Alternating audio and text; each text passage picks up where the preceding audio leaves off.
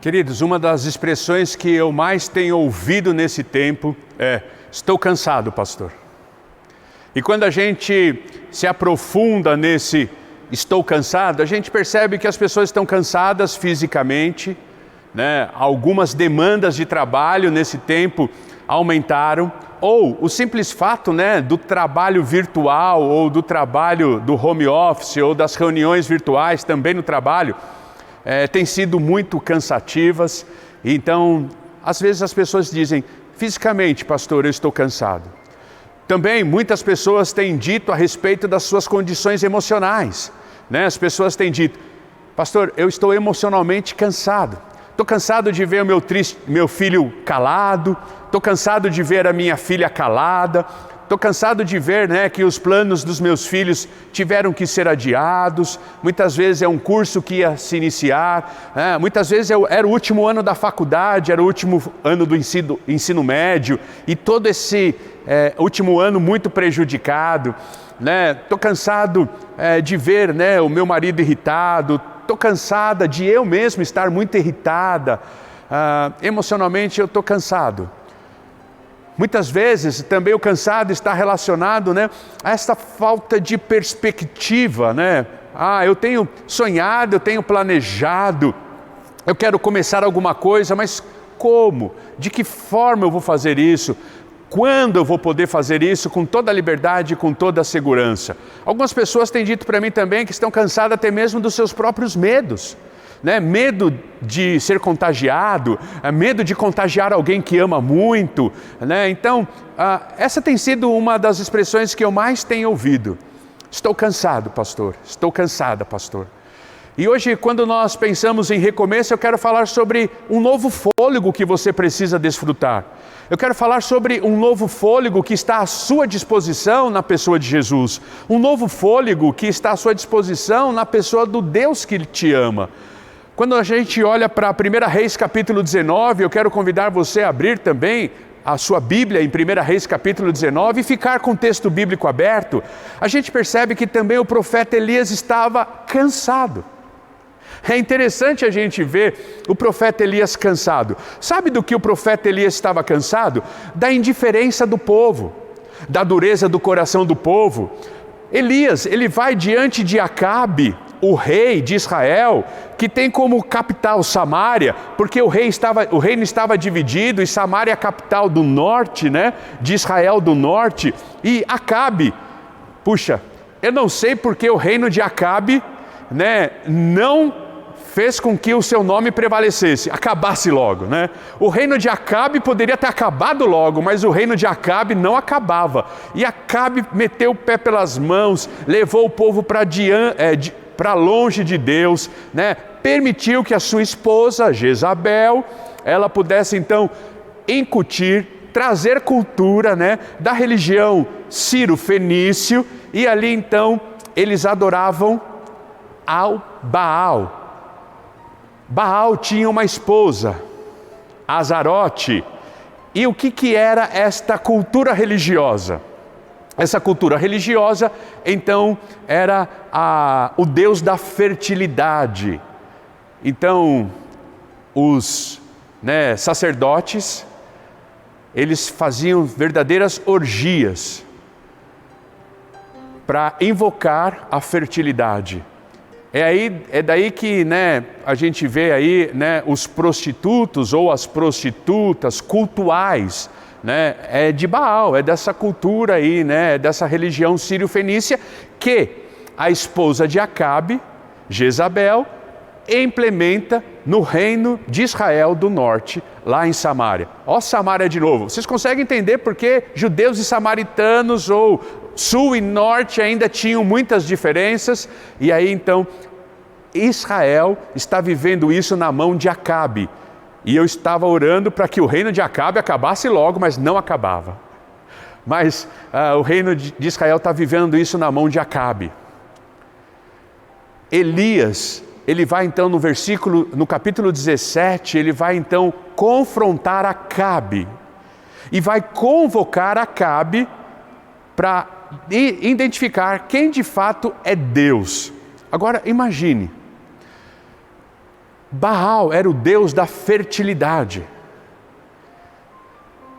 Elias chega diante de Acabe e diz assim, vai ter uma grande seca. Vai ter uma grande seca sobre o reino do norte. 3 anos não vai chover.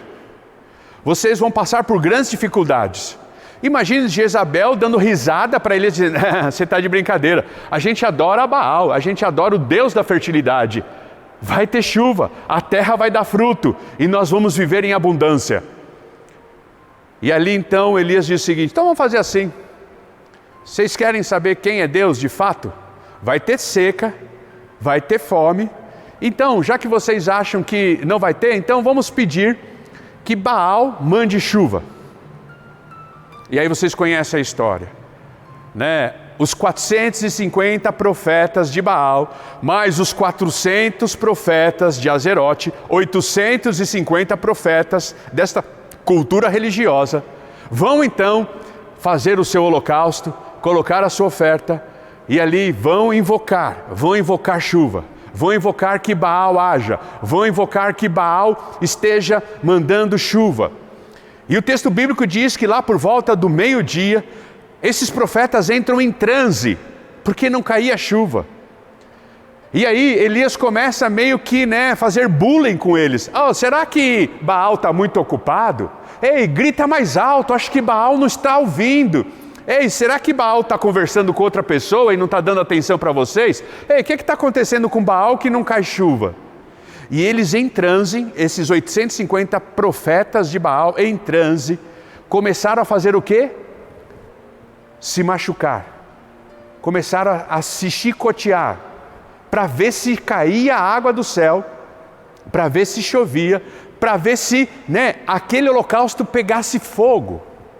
Porque era a marca para saber se Baal era Deus ou se o Senhor Jeová, o Deus de Israel, era Deus. E aquele holocausto não pegava fogo, não caía fogo do céu, não caía chuva, não caía fogo do céu. Elias então faz uma vala e ele coloca água, mais água, mais água, mais água. Pode molhar a lenha, pode molhar a lenha, pode molhar a lenha. E quando Elias ora, cai fogo do céu e toda aquela lenha é consumida. E toda aquele holocausto então é consumido. Do que Elias estava cansado? Elias estava cansado que mesmo depois de tudo isso ter acontecido, mesmo depois de Deus mostrar o seu poder e fazer com que aquele holocausto incendiasse, ele ainda tinha pessoas que perseguiam esse Deus, que provou, que mostrou ser o único Deus a quem devemos amar, a quem devemos adorar, a quem devemos seguir. E aí ele diz, não é possível, depois de tudo isso que aconteceu, essa mulher ainda quer me perseguir, esta mulher ainda duvida do poder de Deus, esta mulher ainda quer se vingar. Não é possível, depois de tudo isso que aconteceu, essa mulher ainda quer ver o meu mal, essa mulher ainda quer me matar. Ele estava cansado dessa indiferença dos homens para com o próprio Deus. Elias chegou lá no capítulo 17 e disse, Acabe, é tempo de tomar uma decisão. O que você vai fazer? Você vai levar Israel a adorar o Deus dos nossos antepassados, ou você vai continuar adorando esse Deus que não existe? Acabe, é hora de tomar decisão. A quem você vai adorar? Você vai continuar deixando Jezabel influenciar a nossa cultura? Você vai continuar permitindo que Jezabel traga uma cultura religiosa que afronta o caráter do nosso Deus? É tempo de tomar decisão. A quem você vai adorar? E aí o texto, a história conta, no capítulo 17, 18, são capítulos importantes da história do profeta Elias. O capítulo 18 diz que naquele momento,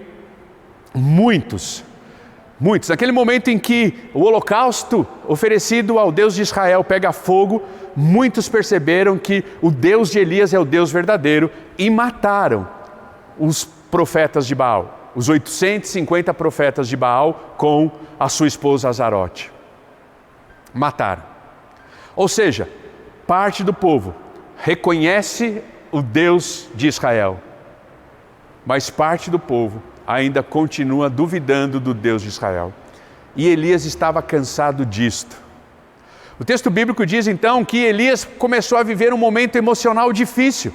Podemos chamar uma depressão, porque ele pediu a morte para si, olhando para si mesmo, dizendo assim: eu não sou melhor do que os meus pais, eu não sou melhor do que os meus irmãos, eu não tenho nada de especial. Oh, Deus, eu estou cansado disso, eu estou cansado do povo ser relutante com o teu poder, estou cansado de trabalhar, estou cansado de anunciar, estou cansado de agir, e o povo ficar indiferente, o povo não se importar, o povo não ligar para isso. Estou cansado, me sinto sozinho. Mesmo que Deus ainda não o tenha deixado sozinho, ele diz assim: me sinto sozinho. Cadê todos os homens que amam ao Senhor? Eu me sinto sozinho. Olha, Deus, quer saber de uma coisa? Leva logo minha vida. Tira logo minha vida, porque para mim não faz mais qualquer sentido continuar vivendo. Podemos dizer que Elias estava então passando por um momento depressivo? Talvez na contemporaneidade do nosso tempo, podemos dizer o quê? Que Elias, por ele estar trabalhando tanto, e não vendo resultado na vida das pessoas, talvez ele estivesse sofrendo de um burnout, Talvez não fosse depressão, talvez fosse um burnout. O primeiro burnout da história foi Elias que viveu. Não sei, talvez ele estivesse vivendo de ansiedade, talvez fosse uma crise profunda de ansiedade. Eu não sei, eu não sou psiquiatra nem psicólogo, não entrevistei Elias e não consigo fazer um diagnóstico preciso dele. Só consigo dizer uma coisa: emocionalmente, Elias estava cansado. Elias estava dando sinais da sua fragilidade. Elias estava dando sinais da sua humanidade. Elias estava dando sinais então da sua dor, E ele vai lá, no versículo 4 vai dizer isso: e entrou no deserto caminhando um dia, chegou a um pé de giesta, uma árvore, sentou-se debaixo dela e orou, pedindo a morte. Já tive o bastante, Senhor, tira a minha vida, não sou melhor do que os meus antepassados. Depois deitou-se debaixo da árvore e dormiu. Aqui a gente vê então o quanto Elias estava frágil emocionalmente, o quanto ele estava cansado emocionalmente. E o cansaço dele era a indignação de saber que mesmo depois de Deus ter provado que Baal não existe, de que Baal é uma invenção humana, e de que o Deus de Israel é o único Deus verdadeiro, ainda aquela mulher chamada Jezabel queria persegui-lo, matá-lo, duvidando do poder do Senhor, duvidando do poder de Jeová, duvidando do poder do Deus de Israel. Esse era o cansaço de Elias. Eu vejo que às vezes nós também estamos enfrentando esse cansaço. Quanta mamãe, quanto papai está cansado. Ministra na vida do filho, ensina o filho, educa o filho, Pede para o filho ir para a faculdade, pede para o filho ir para a aula, pede para o filho estudar. Você leu hoje, você fez a sua lição hoje, e o filho não corresponde. Quantos homens estão cansados porque trabalham e não conseguem desfrutar do fruto do seu trabalho. Às vezes não tem dinheiro para fazer uma viagem, às vezes não tem dinheiro para realizar um sonho, às vezes não tem o dinheiro para o mínimo de um descanso, de um conforto que ele queira desfrutar. Quantos homens estão cansados de trabalhar e não ver fruto? Parece que nada acontece, nada muda. Quantas mulheres estão cansadas também de ver, às vezes a indiferença do marido, ele não é carinhoso, ele não é zeloso, ele não é atencioso, ele não pensa nela, ele não trabalha por ela, ele não trabalha com ela, ele não é romântico, ele não oferece nada que possa demonstrar o seu amor, o seu cuidado, a sua preocupação, e fala assim: puxa, eu estou cansado. Nesse tempo de quarentena, quantas vezes você pensou, dá vontade de desistir, dá vontade de chutar o balde, dá vontade de largar tudo, dá vontade de sair correndo nu pela cidade, Tão cansado que eu estou, tão cansada que eu estou, deixar tudo para trás, fechar a porta, ir para olhar para frente e abandonar tudo. Se você viveu isso em algum tempo da sua vida, se você viveu isso ou está vivendo isso nesse tempo mais próximo, então você sabe exatamente o que Elias estava sentindo, porque era exatamente isso que Elias estava sentindo. Desculpe a expressão, mas Elias estava de saco cheio. Não tem outro jeito de falar, tem que ser assim. Elias estava de saco cheio deste povo que não olhava para Deus, não tomava a decisão em segui-lo e ainda, depois de todas as provas, ainda o perseguia. Talvez você esteja também assim como Elias, de saco cheio, cansado, cansada. Talvez os motivos sejam diferentes. E aí então Deus mostra para Elias: Elias, vamos recomeçar. Eu tenho um fôlego novo para você. Eu quero recomeçar com você. E aí a primeira coisa que a gente vê é que Elias precisava ser lembrado do cuidado de Deus sobre ele. Olha o que o texto bíblico diz no versículo 6. Olha comigo o versículo 6. Elias olhou ao redor e ali junto à sua cabeça havia um pão assado sobre brasas quentes e um jarro de água. Ele comeu, bebeu e deitou-se de novo.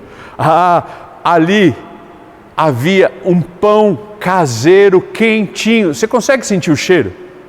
Eu consigo sentir o cheiro aqui. Eu consigo ver a manteiga sendo passada no pão e derretendo, caindo pelas beiradas daquele pão quentinho.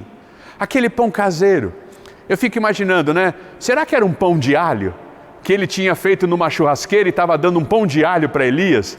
Será que era uma baguete recheada, né, com presunto e queijo, né, com pepperoni, né, com, quem sabe, tomate seco? Está me dando até água na boca aqui. Qual que é o pão que você imagina que seja? É o seu predileto? Ou se não é pão, o que que é? O que que você gostaria que Deus colocasse agora? Né? Uma carne bem suculenta? Uma pasta bem gostosa? Qual que é o alimento que você gostaria de receber agora? O que eu vejo nisso? Eu vejo o cuidado de Deus sobre Elias. Deus está dizendo assim: eu tenho um novo fôlego para você. Você precisa recomeçar, Elias. E eu quero que você recomece sabendo que você não está sozinho e que eu estou cuidando de você. E ali Deus coloca um pão quentinho sobre Elias. Veja que esse padrão não é único. Ou veja que esse padrão não aconteceu somente nesse momento, mas ele tem se repetido no decorrer do escrito sagrado. O escrito sagrado é uma declaração do cuidado de Deus. Na vida de próprio Elias, vocês se lembram lá no capítulo 17, quando Elias está travando essa guerra aí com Acabe, né? E Deus fala para ele: agora você vai para o rio. Você vai ficar na beira do rio e eu vou mandar os corvos te alimentarem. Não é interessante? Elias já tinha provado do cuidado de Deus. Elias já tinha sido alimentado pela própria mão de Deus, por meio dos corvos. E ainda Deus disse assim: Elias, agora que o ribeiro secou, não tem mais água aqui, você vai para Sarepta, e lá vai ter uma viúva, e ela vai te alimentar. E eu vou fazer milagres com que o azeite, com que a farinha estejam sempre multiplicando, para que ela sempre te alimente. E lá você vai poder também abençoá-la e você vai ressuscitar o filho dela. Não é interessante Deus cuidando de Elias através dos corvos, Deus cuidando de Elias através, da viúva, Deus cuidando de Elias através dos anjos, colocando um pão quentinho naquela caverna para alimentá-lo. Mas quando a gente olha para o texto bíblico, esse é o padrão bíblico. Você tem um pai que lhe cuida, você tem um Deus que cuida de você. Olha, no jardim do Éden, o que é que Deus fazia com Adão e Eva? Cuidava, dava o fruto na estação certa.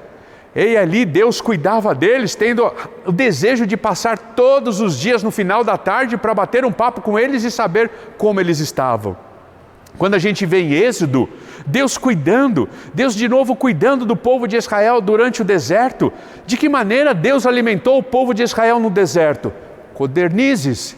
De que maneira Deus alimentou o povo de Israel no deserto? Tirando água da pedra. De que maneira Deus alimentou o povo de Israel? Transformando águas amargas em água potável.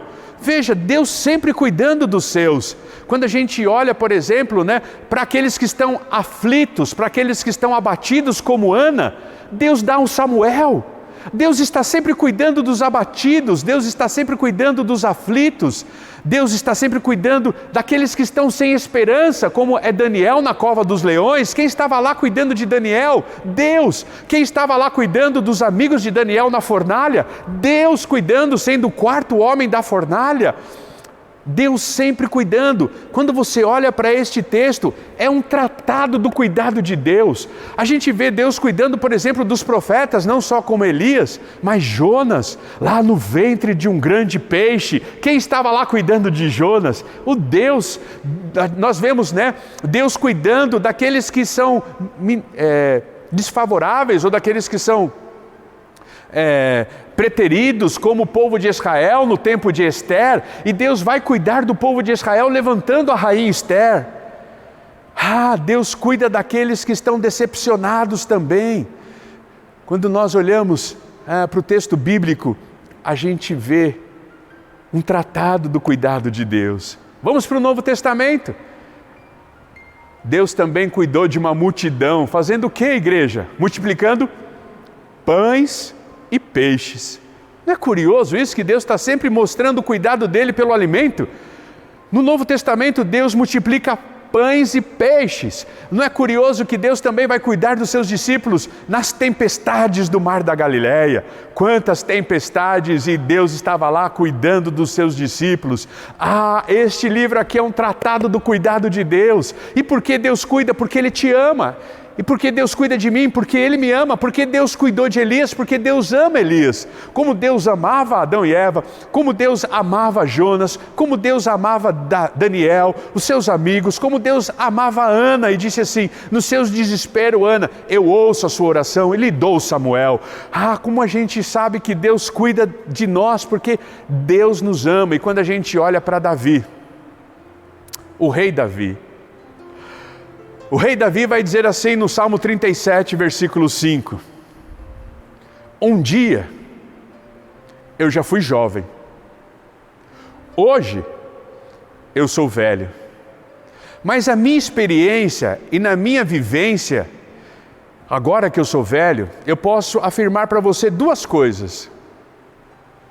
Eu não vi jamais um justo ser desamparado, e eu também jamais vi a sua descendência mendigar o pão. Esse é um texto lindo. Porque o próprio Davi, quando estava fugindo, em uma das suas fugas, quando ele estava fugindo para não ser morto, ele teve que mendigar o pão dos sacerdotes. Vocês se lembram disso? Até Jesus usa esse exemplo para defender o sábado e para explicar o sábado. Jesus vai lá usar, mas Davi, ele não foi nos sacerdotes e não pediu o pão da propiciação? O próprio Davi mendigou o pão.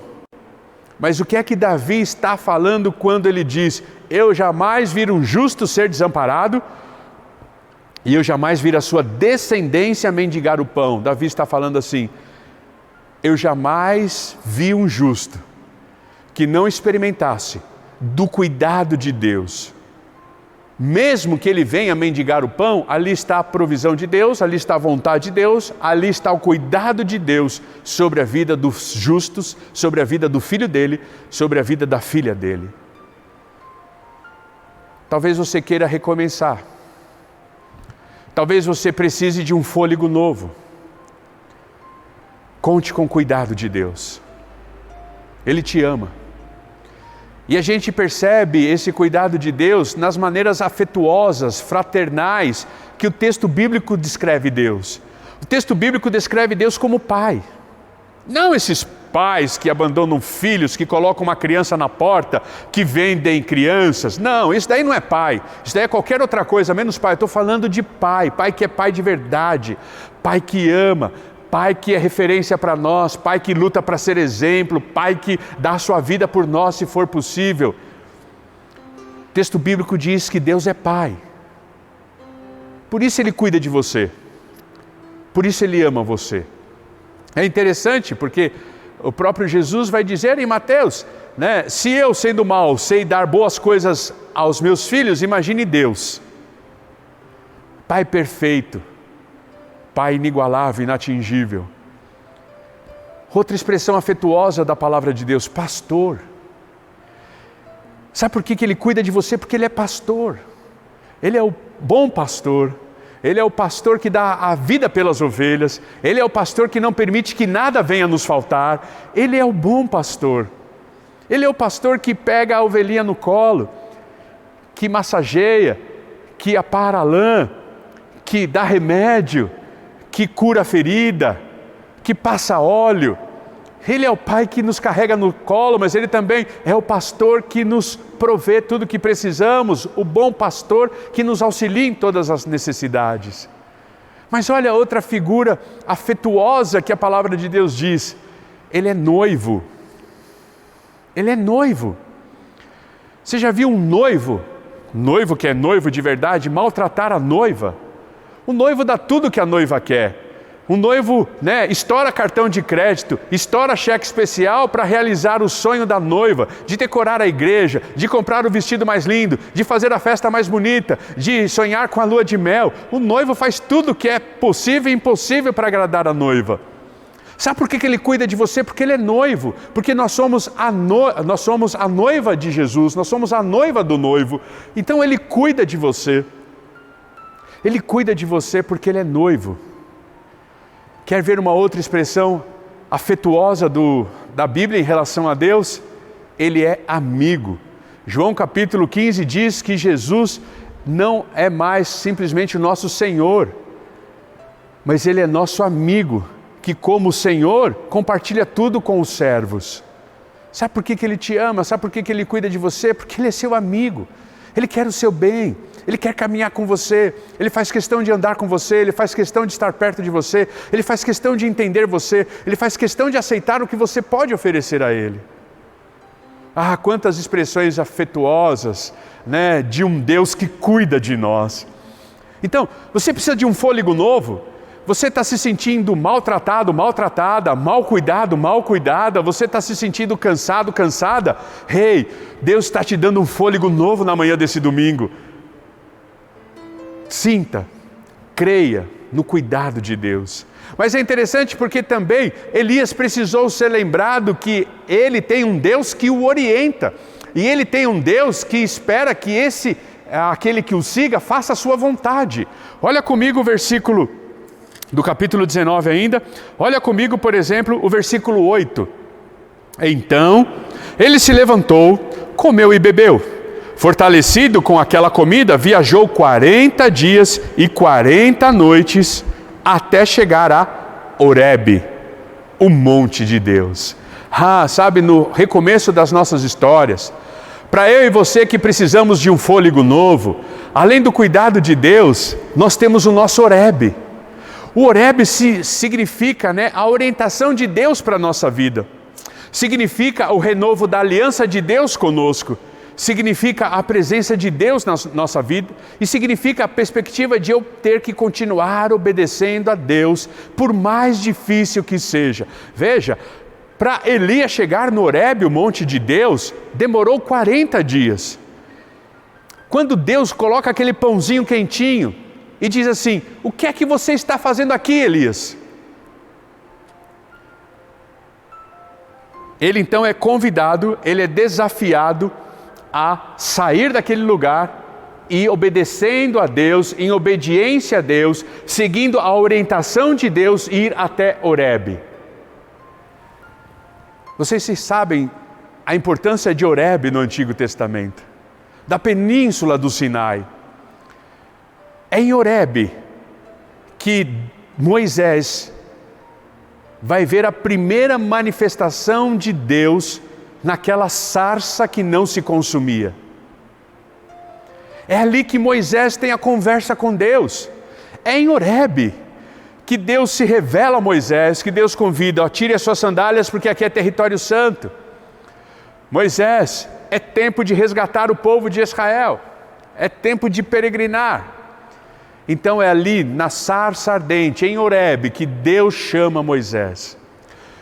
Depois Moisés vai ter uma outra experiência com Deus em Horebe, no capítulo 19. Depois Moisés vai ter uma outra experiência com Deus em Horebe, no capítulo 20, quando ele recebe as tábuas da lei. Os 10 mandamentos é dado a Moisés em Horebe. Mas Moisés vai ter uma outra experiência com Deus em Horebe. No capítulo 33 de Êxodo, quando Deus diz a Moisés, por causa da teimosia de vocês, a partir de agora vocês vão para a terra prometida sem a minha presença. Cansei, vocês vão sem mim. E Moisés conta para o povo. O povo diz assim, se Deus não for conosco, a gente não arreda o pé daqui. Deus então encontra-se com Moisés, na tenda do tabernáculo, no tabernáculo, e ali Moisés fica barganhando com Deus e dizendo, Deus, nós não vamos arredar o pé se o Senhor não for conosco, se o Senhor não garantir a sua presença. É em Horebe que tudo está acontecendo. E aí Deus diz, sigam, eu irei com vocês. É tudo em Horebe. E agora então, o que Deus faz? Deus tira Elias da caverna, lá no deserto do Sinai, próximo ali, e em 40 dias ele caminha até Horebe. Porque Elias precisava ser lembrado não apenas que Deus cuida, mas que Deus orienta. Não apenas que Deus cuida, mas que Deus renova a aliança dele conosco. Mas que Deus continua nos lembrando de que Ele é Deus sobre as nossas vidas. E veja que interessante, no versículo 19, ali entrou numa caverna e passou a noite, e a palavra do Senhor veio a ele, o que você está fazendo aqui, Elias? Como se Deus estivesse perguntando, você sabe por que você está aqui, Elias? Você sabe por que eu lhe trouxe até Horebe? Você tem ideia do que eu quero falar com você? Você tem ideia do que eu quero fazer com você? Ou você tem ideia do que isso significa, a sua presença aqui em Horebe? Como se Deus estivesse dizendo a Elias, Elias, aqui é um monte onde eu me revelo. Aqui é o monte onde eu fiz aliança com os teus antepassados, com o meu povo. Porque lá, na experiência de Êxodo 19, é ali que em Horebe, Deus vai falar com Moisés. Olha, Moisés, eu sou dono de tudo. Eu sou dono deste mundo. Eu possuo todo este mundo. Mas agora também eu quero possuir um povo. E é ali que Deus então faz a aliança com Israel, chamando ou o escolhendo para si. E é interessante porque Moisés vai falar isso para o povo, e o povo fala assim, o que Deus quiser a gente faz. Se é isso que Deus quer, nós estamos prontos a obedecer. E ali em Êxodo 19, Deus faz a aliança com Moisés, separando Israel para si. Deus está querendo lembrar isso. Deus está querendo lembrar isso a Elias, levando ele para Horebe no seu momento de cansaço, de desilusão. E ali em Horebe, Deus vai dizer, você não está sozinho. Eu separei 7.000 homens, tementes a Deus, que me amam como você, que me seguem como você, que me obedecem como você. Você não está sozinho, tem 7.000 homens que com você vai continuar lutando. Eu preciso que você ainda vá ungir Eliseu como profeta. Tem muita coisa para você fazer. Você sabe por que você está aqui? Você consegue entender isso? E ali no Horebe, Elias foi lembrado de que Deus continua sendo Deus de aliança. Deus continua sendo aquele que honra o que fala. Deus continua sendo Deus que não mente, que não se engana, que não se arrepende. Nos nossos recomeços, nós precisamos ir para o nosso Horebe. Nós precisamos ir para aquele momento com Deus, onde somos recordados de que somos escolhidos dEle, de que Ele tem uma aliança conosco em Jesus Cristo, de que nesta aliança Ele vai honrar a sua palavra, e através da sua palavra e por meio da nossa vida, Ele vai cumprir com todos os desígnios que estão reservados e separados para nós. Você precisa de um fôlego novo? Vá para o seu Horebe. Vá para o seu momento a sós com Deus. Vá para o seu envolvimento com Deus e deixe Ele lembrar ao seu coração quem Ele é e quem você é na presença dEle. Talvez na manhã desse domingo, Deus esteja perguntando para você: José, o que você está fazendo aí? Maria, o que você está fazendo aí? João, o que você está fazendo aí? Né? Antônio, o que você está fazendo aí? Joaquim, o que você está fazendo aí? Como se Ele estivesse perguntando para mim e para você: você sabe por que você está aqui? Você sabe por que você anda comigo? Você sabe por que eu fiz uma aliança com você? Eu quero continuar te orientando. Eu quero continuar dando insights no seu espírito sobre a minha vontade. Eu quero continuar dando insights sobre a direção que eu tenho para a minha vida na sua vida. Sobre a direção que eu tenho para a sua vida, através da sua vida. Você não é um desgarrado. Você não é um fruto do acaso. Eu quero continuar te orientando. E eu espero que você continue me obedecendo, porque o que Deus esperava de Elias era obediência, diante da orientação. No recomeço, às vezes, nós temos que parecer que somos teimosos. Talvez um monte de gente vai achar que somos teimosos, mas na verdade nós estamos sendo persistentes. Um monte de gente vai achar que nós somos cabeça dura, mas nós estamos sendo obedientes a Deus, persistente à vontade de Deus, mesmo que as pessoas não entendam o nosso recomeço, mesmo que as pessoas não entendam por que estamos colocando tanta energia naquilo, nós entendemos, porque Deus já nos fez essa pergunta: Fernando, o que é que você está fazendo aqui? E eu digo ao Senhor, obedecendo e seguindo a sua orientação, querendo fazer o melhor para o Senhor, porque o Senhor é o Deus da aliança, porque o Senhor tem uma aliança comigo, porque o Senhor me resgatou, porque o Senhor me amou, porque o Senhor não vai deixar com que a tua palavra seja frustrada, apesar da minha humanidade. Fôlego novo para você. Você não está sozinho. Elias achava que estava sozinho. Além de ele ter o Deus da aliança, ele tinha 7.000 homens que Deus havia reservado e separado para Elias. Você não está sozinho. Você tem um fôlego novo, a certeza da presença de Deus e da aliança que Deus tem com você. Mas é interessante porque Elias vai ficar sempre reclamando diante de Deus, né? Ele vai reclamar diante de Deus 2 vezes. Ele vai dizer assim, no versículo 10: tenho sido muito zeloso pelo Senhor. Os israelitas rejeitaram a tua aliança. Lembra o cansaço dele? Quebraram os teus altares. Lembra Acabe, o reino que nunca acabava? Bem que o nome dele podia prevalecer nesse momento, mas ele acabou com o reino do norte. Acabe acabou com o reino do norte, levando o reino do norte à idolatria. Mataram os teus profetas à espada. Sou o único que sobrou e agora também estão procurando matar-me. Deus vai falar com ele de novo e ele vai fazer essa mesma reclamação de novo, se você continuar lendo o capítulo.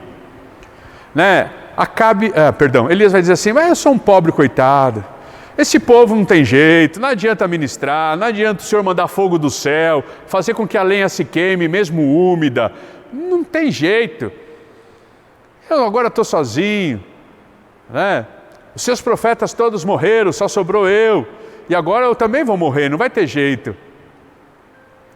E ali então, Deus vai mostrar para Elias, não apenas que Ele é um Deus que cuida, não apenas que Ele é um Deus que orienta e que renova em nossas vidas a sua aliança, mas é um Deus que se manifesta. Ele é um Deus que se manifesta. Elias precisava mais uma vez sentir a manifestação de Deus. Elias possivelmente deveria ser aquele profeta agitado, aquele profeta cheio de autoridade, como ele foi diante de Acabe no capítulo 17, e diz assim: tome uma decisão, ou você continue adorando esse Baal, ou você venha adorar o Deus de Israel. Você precisa tomar uma decisão. e tudo aquilo que nós já falamos no início da mensagem.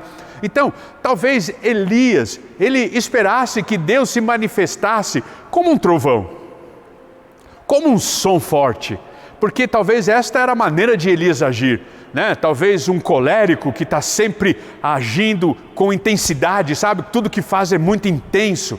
Talvez esse fosse Elias, e ele esperasse então que Deus se manifestasse através de um terremoto, através de um vento fortíssimo, através de um trovão, porque ele era o profeta do trovão, profeta do barulho, profeta da intensidade.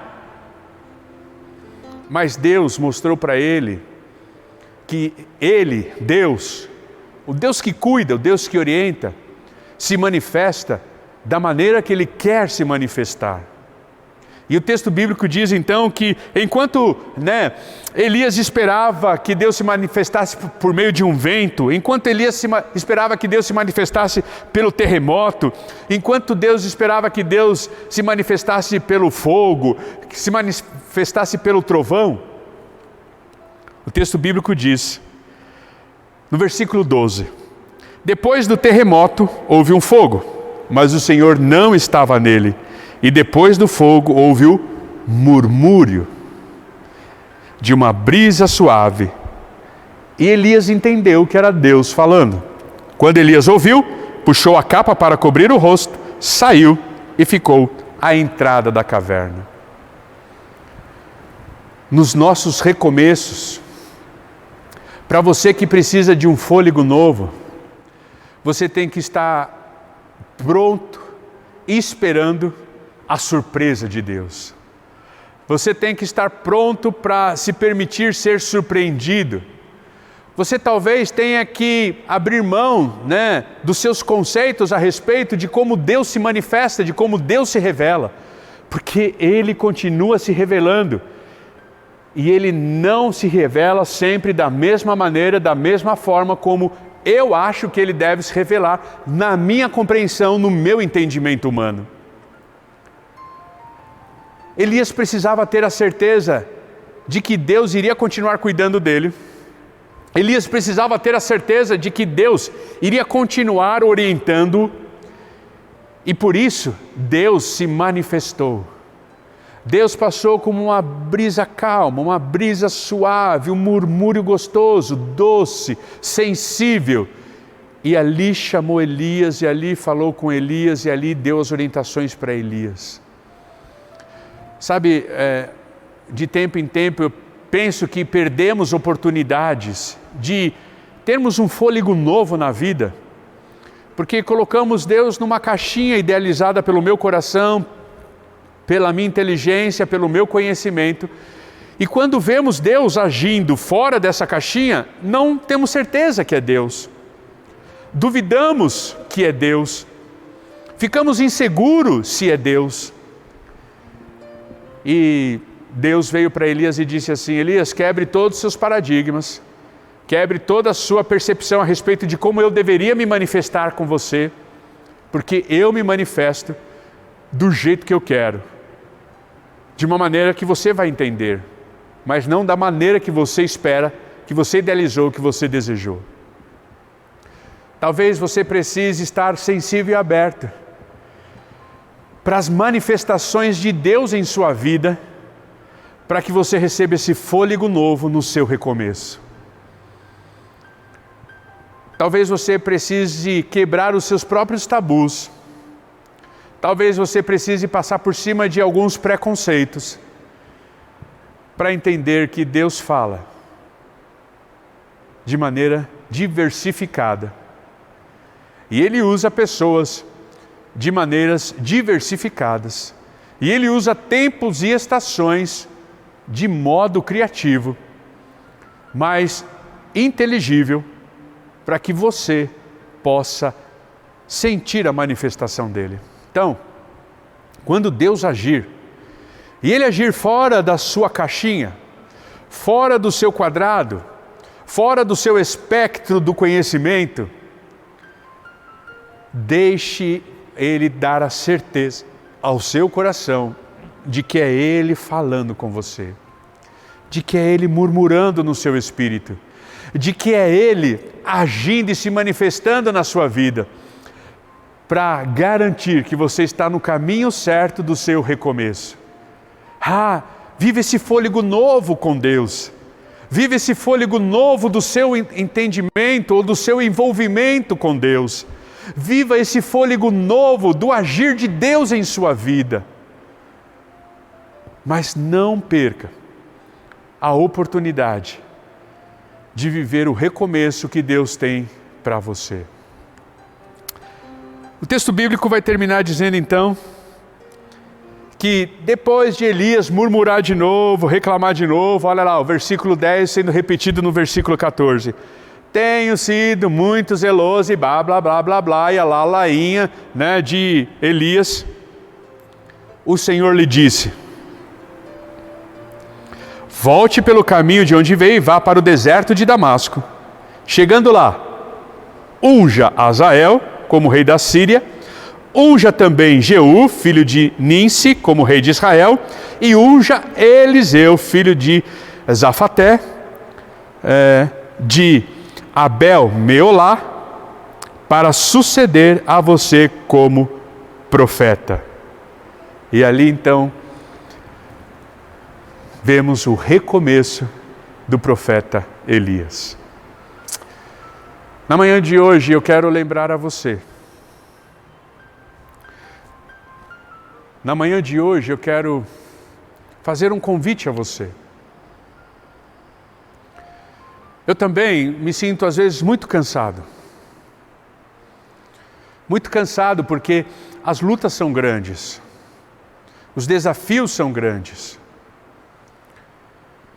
Eu também às vezes, no decorrer da minha vida, pensei em chutar o balde. Pensei em virar as costas e sumir. Eu também, na história da minha vida, pensei muitas vezes em lavar as mãos e dizer assim, deixa para lá. Mas todas as vezes que eu pensava assim,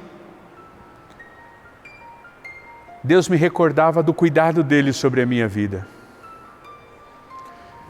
Irmãos, eu tenho vamos dizer assim, a liberdade de dizer para você que 90% da minha história não foi planejada por mim. 90% do que eu vivo, 90% do que eu desfruto, 90%, das minhas conquistas não foi planejada por mim. Quando eu penso em chutar o balde, Deus vem e me lembra. Deus coloca um pão quentinho na minha caverna e me lembra: eu estou cuidando de você, Fernando. Toda vez que eu penso em chutar o balde, Deus vem ao meu encontro, no meu Horebe, quando eu estou chorando lá no meu Horebe, quando eu estou bravo com Deus no meu Horebe, quando eu estou falando um monte de coisa que depois eu me arrependo a Deus no meu Horebe, Ele vem e me recorda de quem eu era antes de Cristo, das coisas que eu sentia antes de Cristo, das inseguranças que eu tinha que administrar antes de Cristo, mas acima de tudo, de qual era o meu destino antes de Cristo. E ali Ele renova a aliança dele comigo. Eu me lembro daquele telefone na quarta-feira de manhã que tocou, e o pastor me convidando para pregar. Pastor da primeira do Jabaquara, a igreja em que me converti e eu cresci. E eu me lembro que naquela manhã, naquele telefone tocando, era o chamado de Deus para a minha vida no ministério pastoral. Quantas vezes, no meu Horebe eu tenho que colocar um fone de ouvido, porque nesse tempo agora eu aprendi a usar fone de ouvido, até então eu não sabia usar fone de ouvido, e tenho que colocar aquela canção. Eu tenho um chamado para você. O grupo 4x1, eu tenho um chamado. E quantas vezes eu tenho que ouvir aquela canção, e ali no meu Horebe chorar com Deus e ser lembrado de que existe uma aliança dele comigo. e que de fato não são as forças dos meus braços, que de fato não é a capacidade das minhas pernas, nem o meu intelecto que me sustenta, mas é a aliança desse Deus comigo. E ali Deus me dá um fôlego novo, e ali eu saio enxugando as lágrimas e dizendo, então vamos para cima, vamos fazer o que tem que ser feito, vamos viver o que tem que ser vivido. E quantas vezes aí vem os milagres de Deus da onde eu menos espero. Eu não sei como é com você, mas comigo é assim. Sempre quando Deus se manifesta, Ele se manifesta da onde eu menos espero. É ali que Deus se manifesta. Às vezes eu estou nos meus planos, contando com X, contando com Y, esperando de A, esperando de B, e aí Deus vem de uma maneira sobrenatural, com o sussurro dEle, e ali da onde eu menos espero, Ele faz. E ali o fôlego é renovado. Eu me identifico muito com Elias. E eu sei exatamente como Deus renovou o fôlego de Elias. Porque Ele faz isso comigo sempre. E ali a gente tem vontade de recomeçar. Ali a gente tem vontade de persistir. E ali a gente tem segurança de fazer. Eu não sei em que momento você está na sua vida, mas o convite que eu quero fazer a você na manhã de hoje é exatamente este. Que você viva o fôlego novo que Deus tem sugerido para você. Quer seja no cuidado, quer seja na orientação, obedeça, não tenha medo, faça como Elias, quer seja numa manifestação fora da sua caixinha. E quando isso acontecer, que você tenha um novo tempo na história da sua vida. Fôlego novo para você? Deus está colocando à sua disposição.